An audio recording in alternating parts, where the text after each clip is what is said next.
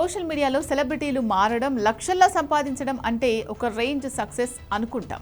కోట్ల మంది fans, luxury life, నెలకు లక్షల రూపాయల సంపాదన ఉంటే ఆ జీవితం చాలా హ్యాపీగా ఉంటుందని అందరూ భావిస్తారు. కానీ జీవితంలో ఎంత డబ్బున్నా, ఎంత పేరు ప్రఖ్యాతలున్నా, మనం ప్రాణంగా ప్రేమించిన వారు మనకు కాకుండా పోతే ఆ బాధ వర్ణనాతీతం. ప్రస్తుతం కేరళకు చెందిన ఒక పాపులర్ యూట్యూబర్ జీవితంలో జరిగిన ఒక షాకింగ్ సంఘటన ఇంటర్నెట్నే కదిలించేస్తోంది. నెలకు 10 లక్షలకు పైగా సంపాదన, యూట్యూబ్లో ఏకంగా 49 లక్షల మంది సబ్స్క్రైబర్స్ ఉన్న ఒక స్టార్ ఇన్ఫ్లుయెన్సర్ భార్య ఒక సాధారణ బస్ కండక్టర్తో కలిసి ఇల్లు వదిలి పారిపోయింది. అసలు ఇంత పెద్ద సెలబ్రిటీ భార్యకు బస్ కండక్టర్తో పరిచయం ఎలా ఏర్పడింది? ఈ కథ వెనుక ఉన్న పూర్తి నిజాలేంటో ఈ వీడియోలో క్లియర్గా తెలుసుకుందాం.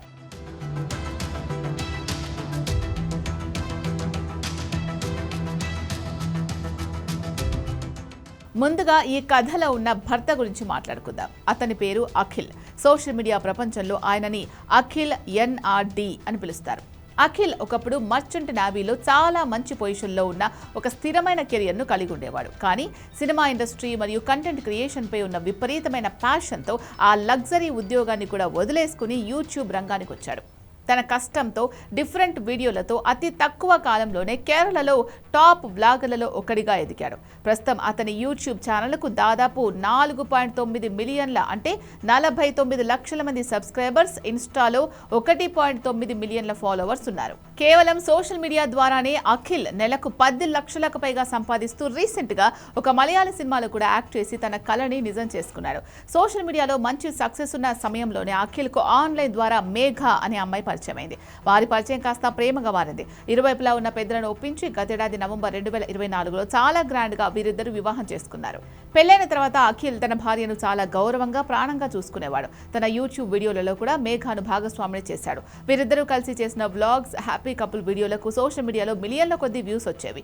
ఒక పర్ఫెక్ట్ జంటగా నెటిజన్లు వీరిని ఎంతో మెచ్చుకునేవారు. కానీ కెమెరా ముందు కనిపించే ఈ అందమైన ప్రపంచం వెనుక అఖిల్ జీవితాన్ని ముక్కలు చేసే ఒక పెద్ద తుఫాను దాగుందని ఎవరు ఊహించలేదు.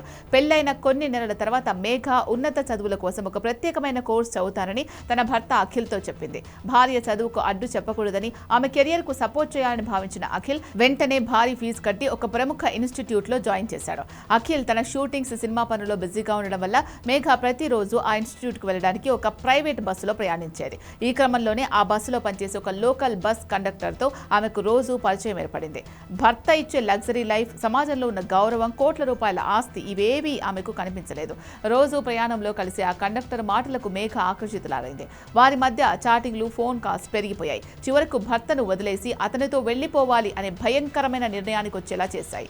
కొన్ని రోజుల క్రితం ఎప్పట్లాగే ఇన్స్టిట్యూట్కు వెళ్లిన మేఘ రాత్రైనా ఇంటికి తిరిగి రాలేదు. కంగారు పడిన అఖిల్ తన భార్యకు ఫోన్ చేయగా అది స్విచ్ ఆఫ్ అని వచ్చింది. చుట్టుపక్కల స్నేహితుల ఇళ్లలో వెతికినా ఎక్కడా ఆమె ఆచూకీ దొరకలేదు. తన భార్యకు ఏదో ప్రమాదం జరిగిందని భయపడిన అఖిల్ వెంటనే లోకల్ పోలీస్ స్టేషన్కు వెళ్లి భార్య కనిపించడం లేదు అంటూ కేసు పెట్టాడు. పోలీసులు రంగంలోకి దిగి దర్యాప్తు ప్రారంభించారు. ఆమె వెళ్లే దారిలో ఉన్న బస్టాండ్లు, పరిసర ప్రాంతాల్లోని సీసీటీవీ ఫుటేజ్లు క్షుణ్ణంగా పరిశీలించారు. ఆ ఫుటేజ్ చూసిన పోలీసులతో పాటు భర్త అఖిల్ ఒక్కసారిగా షాక్కు గురయ్యారు.